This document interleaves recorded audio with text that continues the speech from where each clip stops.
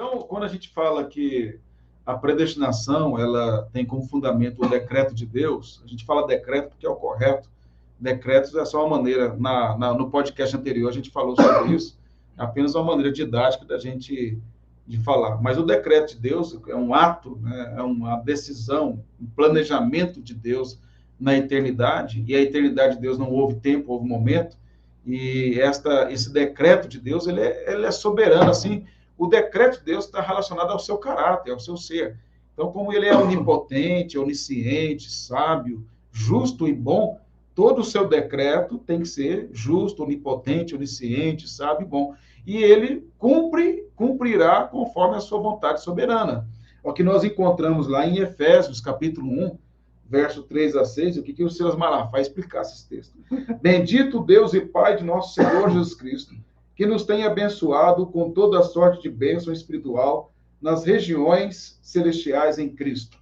Assim como nos escolheu, Paulo diz, está falando para os crentes em Éfeso, nos escolheu nele, em Cristo, antes da fundação do mundo, veja, na eternidade, decreto, para sermos santos. Então, eu sou eleito, então eu posso viver de qualquer maneira. Não, fomos eleitos para sermos santos, irrepreensíveis perante ele em amor. Um eleito vive em busca da santificação, não para ser salvo, mas porque é salvo. Ele diz, nos predestinou para ele, para a adoção de filhos, por meio de Jesus Cristo, segundo o beneplácito da sua vontade. Veja que a predestinação, Paulo diz que é segundo o beneplácito da vontade de Deus. Ele diz, para louvor da glória da sua graça, que ele nos concedeu gratuitamente no amado. Então, qual é a razão de Deus ter nos elegido para compor esse povo dele? É para a sua glória e para o seu louvor. Agora, Deus estava obrigado, por alguma circunstância, a eleger alguém para a salvação? Ele poderia ter determinado, decretado que todos os homens fossem lançados no inferno por causa da sua desobediência e da sua culpa? Sim.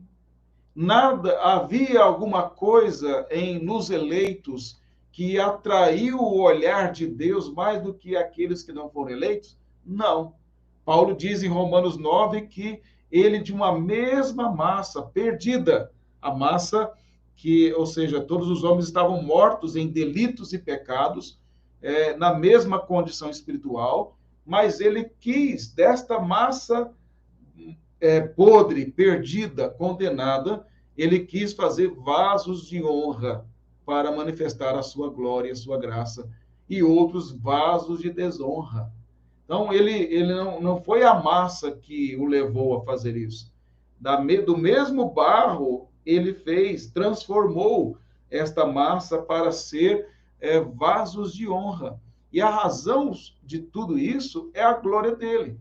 Ou seja, não há nada em nós que tenha atraído o olhar de Deus, ou que nós, em algum momento, tenhamos tido uma habilidade natural que nos levou a crer nele. Foi totalmente pela graça de Deus. E isso é um golpe no orgulho do homem.